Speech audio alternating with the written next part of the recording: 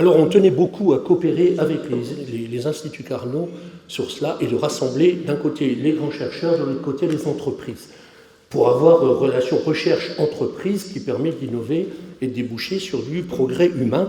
Tant qu'on ne produit pas ce qu'on a trouvé, ce n'est pas vraiment une innovation parce que ce n'est pas disponible pour tout le monde.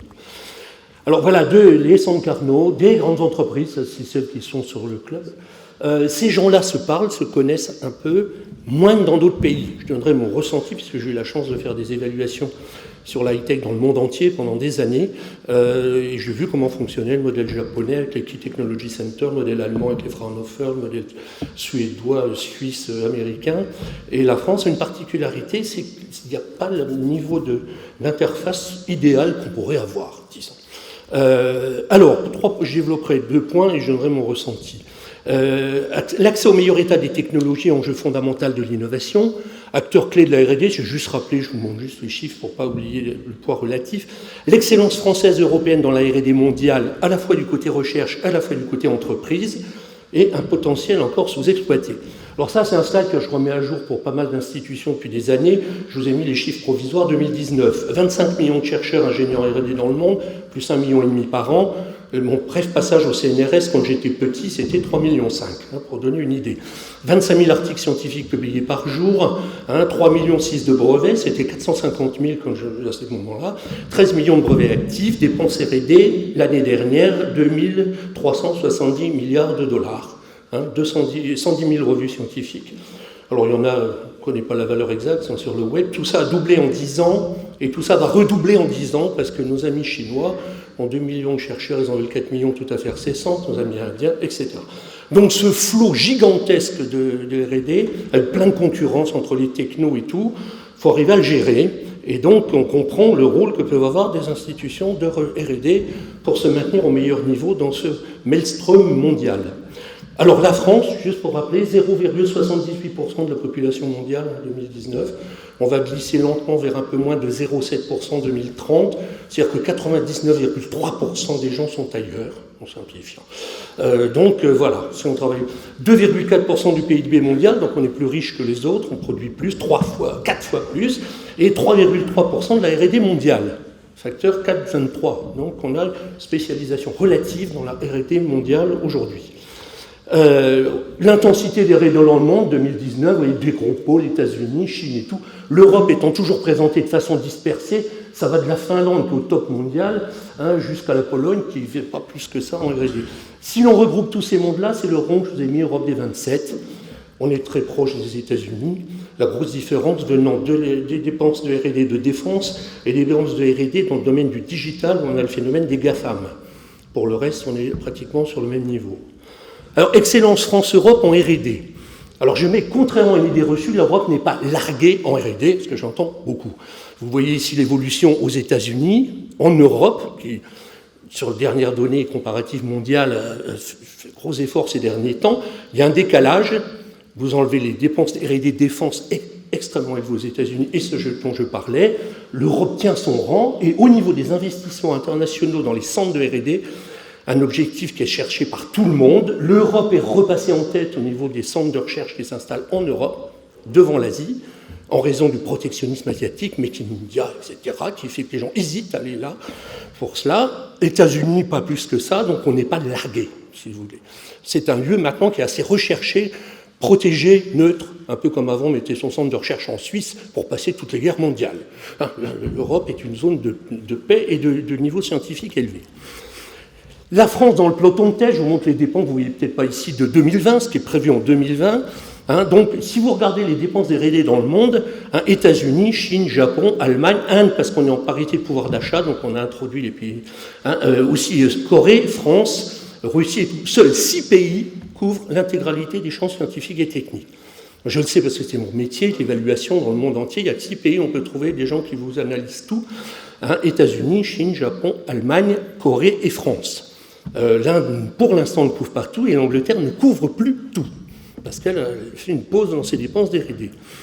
Dans l'analyse que fait Bloomberg, j'ai pris des sources américaines, parce que les Français disent qu'ils sont bons, ça n'a aucun intérêt, donc je prends que des sources américaines. Bloomberg, il analyse tous les ans l'état d'innovation des différents pays. Dieu sait s'il est dur vis de la vie de la France sur la productivité et tout, mais considère qu'il y a 4 pays au monde qui ont la plus forte densité de haute technologie, ce qu'on appelle high-tech density. 1, États-Unis, 2, France, 3, Allemagne, 4, Corée. Ils sont en couverture. Alors, les Américains adorent les classements. Reuters, qui est le grand institut américain, classe tout le temps les institutions de recherche, typiquement les CARNO, ce qu'on appelle les RTO, Research and Technology Organization, le CEA, l'INRIA, etc. Je passe en les CARNO, si vous voulez.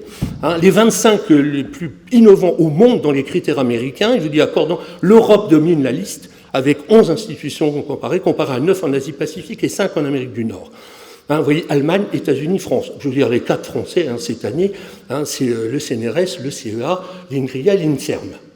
Si l'on descend à 200, on a pratiquement tous les CARNO qui arrivent à leur moment, pour une raison aussi qu'il faut connaître, c'est qu'il a été décidé après la guerre, c'est la volonté de De Gaulle, quand il a vu s'était passé la Deuxième Guerre mondiale, que la France devait se regrouper, et donc on a créé des instituts nationaux dans pratiquement tout, qui sont plus gros qu'ailleurs, parce qu'ils regroupent des compétences. Longtemps, on a dit que c'était plutôt négatif, parce que ça répartissait pas sur les régions. Maintenant que le monde est très grand, on a tendance à croire que c'est plutôt une bonne chose. Pour faire face à ce qu'on a vu tout à l'heure, États-Unis et autres. Donc la France n'est pas larguée non plus à ce niveau-là. Alors l'univers des instituts Carnot, nous, c'est quelque chose qu'on a vu naître. Moi, je viens de l'évaluation internationale dans le grand projet high-tech. Et un regroupement, on sait très bien qu'on a pris le modèle du Fraunhofer, c'est-à-dire il faut être interconnecté, être présent plus que ça. Dans chaque domaine, on a un institut leader dont on peut parfois regretter qu'il est tout concentré, mais ça couvre tous les champs de la science et de la technique, et je vous dis, il n'y a pas beaucoup de pays qui peuvent se faire cela. Concentration, donc, densité, ce qu'on appelle justement technologie density, et diversité, puisqu'on couvre tous les champs. Alors, il y a une particularité de la recherche française, c'est qu'elle est extrêmement internationale. Vous avez vu, on arrive qu'en 6e, moins de 70 milliards de dollars d'investissement, ce qui n'est pas énorme, mais la France coopère plus que n'importe qui. C'est-à-dire qu'on mène énormément de programmes en coopération pour compenser notre taille, et on est un acteur privilégié de la coopération. Je vous donne l'exemple du plus grand, CNRS, le plus grand organisme de recherche d'Europe, 33 000, alors c'est peut-être pas les derniers chiffres, ils doivent avoir un an, 33 000 employés, 1144 laboratoires de recherche, 40 000 publications par an, numéro 1 mondial, avant MIT ou autre, réseau mondial, 2/3 des recherches réalisées en coopération internationale. C'est le record du monde. Personne ne fait 2/3 de ces recherches en coopération internationale, et certainement pas les Allemands ni les Anglais, qui sont plus nationalistes que nous. Et donc, c'est considéré comme un très bon partenaire au niveau international. On a l'occasion d'aller dans le monde entier avec les grandes entreprises au Japon, tout ça. On parle toujours avec beaucoup de respect des organismes de recherche français parce qu'ils sont neutres, parce qu'ils sont de bon niveau, parce qu'on peut coopérer. Exemple, vous voyez, le CNRS, c'est une multinationale, 34 unités dans le monde entier. Elle s'appelle Centre national de recherche, elle devrait s'appeler Centre international de recherche, c'est le plus international des centres nationaux de recherche, pour info. Donc, ce qui nous donne un levier. Alors, je l'ai vu récemment parce que il y a une demande, si vous voulez, du New York Times qui voulait savoir si le phénomène Villani était lié au fait que Paris était une des plus grandes villes scientifiques du monde. Et donc, ils voulaient comparer. On a regardé les chiffres de Nature, ce qu'on appelle donc les coopérations internationales. Paris, numéro 1 mondial des coopérations scientifiques bilatérales dans le monde. Vous voyez le top, Paris, tout en haut, et les autres. Notamment Axe Paris-Londres, Paris-New York, Paris-Shanghai et tout. Ça veut dire les papiers faits avec des équipes étant dans les deux endroits. C'est un indicateur très recherché aujourd'hui. Est-ce qu'on est un pôle de coopération internationale? Parce que la France voudrait être un petit peu plus qu'elle n'est, être le lieu pour l'écologie, l'accord de Paris, pour d'autres domaines, la santé. Sans la coopération, on ne peut pas. Pour coopérer, il faut être reconnu. Pour être reconnu, il faut être au meilleur niveau pour être autour de la table. Je n'ai pas besoin de vous faire un dessin.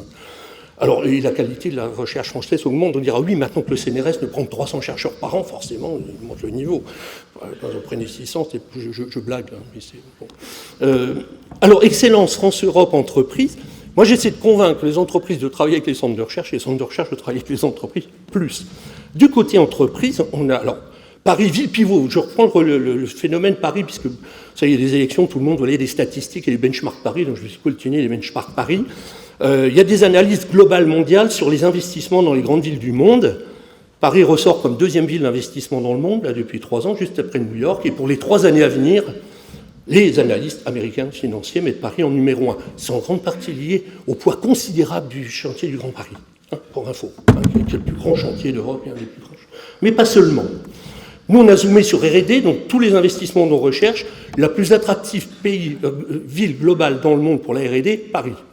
Dixit, analyste américain, je vous dis bien. Hein, Paris, leader de l'implantation internationale des centres de R&D. Est-ce que c'est passager? Non, ça fait 5 ans que ça monte.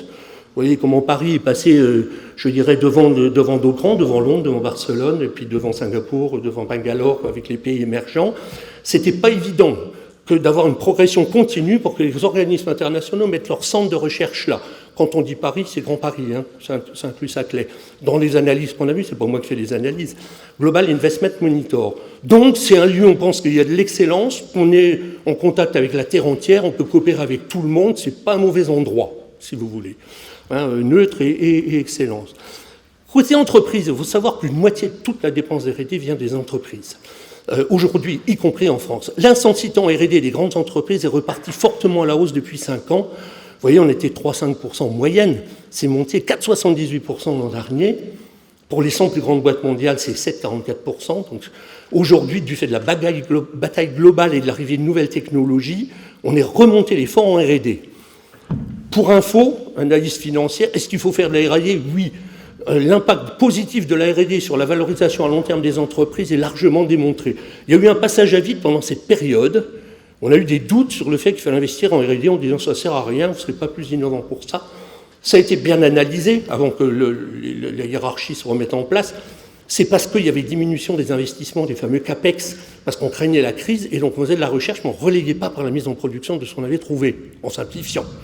C'est ça qui a donné ce retard, parce que la R&D, ça ne se vend pas, on ne vend pas des tranches de cerveau dans une assiette, hein, on vend les résultats de la recherche. Et donc on sait qu'il faut, pour faire de la valorisation à long terme, il faut faire de la R&D. Du coup, là je vous montre les statistiques pour les 1000 premières entreprises mondiales en R&D. C'est-à-dire les 1000 plus grandes entreprises dites de la technologie.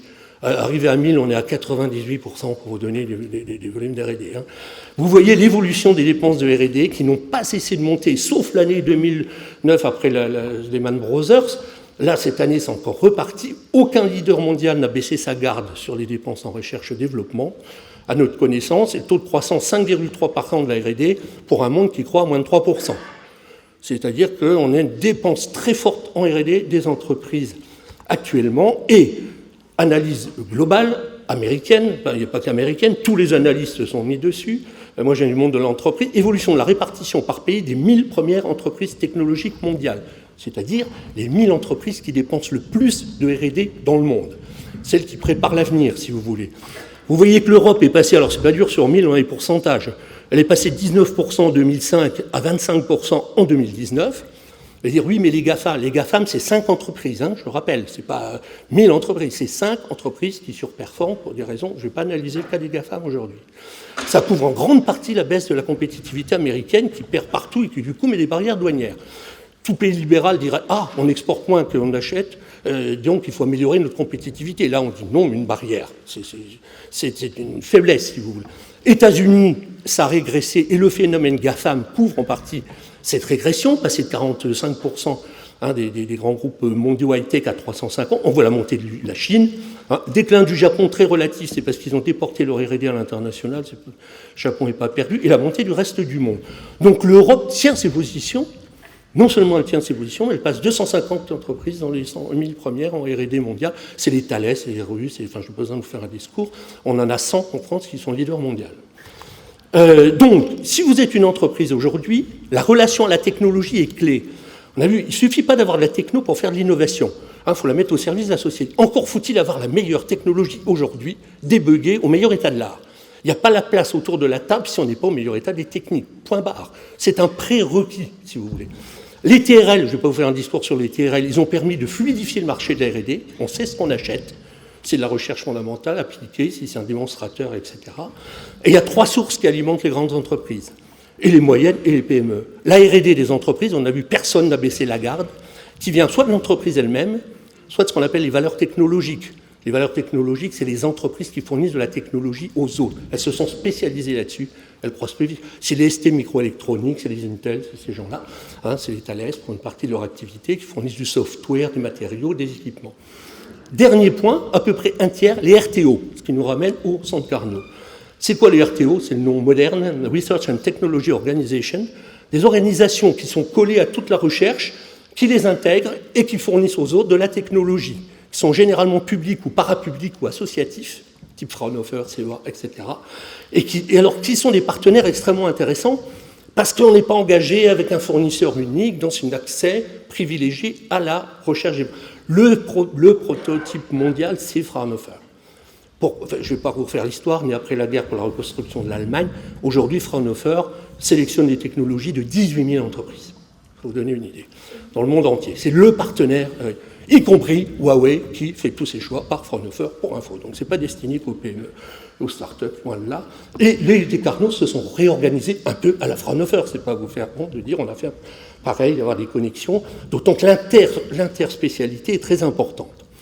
Voilà, c'était juste pour vous montrer que alors moi, retour d'expérience, je dis, moi, j'ai passé ma vie, une partie de ma vie, une grande partie, à développer une activité d'expertise mondiale dans une structure qui est leader mondial de l'évaluation des investissements en haute technologie. 1500 projets, 600 organismes, 60 pays, donc c'est un lieu d'observation. C'est-à-dire que pour mettre des milliards sur un projet, je n'ai pas de constellation, il faut que technologiquement ça tienne la route. Donc il y a une évaluation technologique très sévère, souvent avec pas mal d'instituts qui contribuent, une évaluation plus financière, plus business. Qu'est-ce que j'ai observé en allant dans tous les pays? L'excellente image des organismes de recherche français, ce n'est pas mon avis, je l'ai observé. On y fait confiance, c'est bien ficelé, donc ça c'est une réalité. On le voit avec le respect. Et de l'autre côté, l'hyper-efficacité de nos grandes entreprises, surtout. Sachez que le CAC 40, les 40 du CAC 40, ils pèsent autant que les 100 premiers allemands. C'est des monstres. Après les GAFA, c'est les plus gros, si vous voulez. Des gens comme LVMH, Airbus, Safran, etc. Extrêmement brillants. Il y a une meute de TI derrière et de PME. Et il y a aussi les fameuses startups ou les nouvelles activités. Mais 99% n'est pas dans les startups, elle est dans les entreprises, y compris grandes. Un organisme comme L'Oréal fait 4000 nouveaux produits par an, c'est-à-dire un tiers de tous les nouveaux produits dans son domaine dans le monde. Decathlon fait aussi 4000 nouveaux produits par an, pour vous donner une idée. Et ils font des croissances à la 10, 15, 17%. Donc c'est des entreprises qui sont bien loin d'être arrivées au taquet. Et ils peuvent très bien coopérer avec les grands centres de recherche.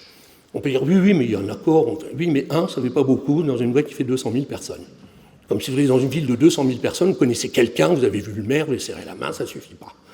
Il faut être beaucoup plus présent que ça, il faut avoir une habitude. Moi, je trouvais dans des pays que j'aime bien, que j'ai vu au Japon avec les fameux Key Technology Center, ou Allemagne avec les Fraunhofer, les gens sont fourrés tout le temps les uns chez les autres. Nous, on n'a pas cette complicité.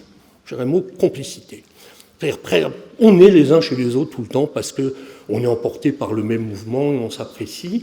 Donc moi, je pousse à ce que les gens se rencontrent plus. Ce n'est pas un aspect de décret. Ce n'est pas un aspect de format, c'est pas parce qu'on n'a pas le même statut qu'on ne fait pas le même boulot, si vous voulez. La recherche, ce n'est pas une question de statut, c'est une question de passion, c'est une question d'intérêt. Et dès que les gens se rencontrent, on l'observe, par exemple, on a des entreprises là, chez vous, là, votre centre de prototypage rapide et de mise en production, les gens ils ont compris quand ils ont vu le matos ici, quoi.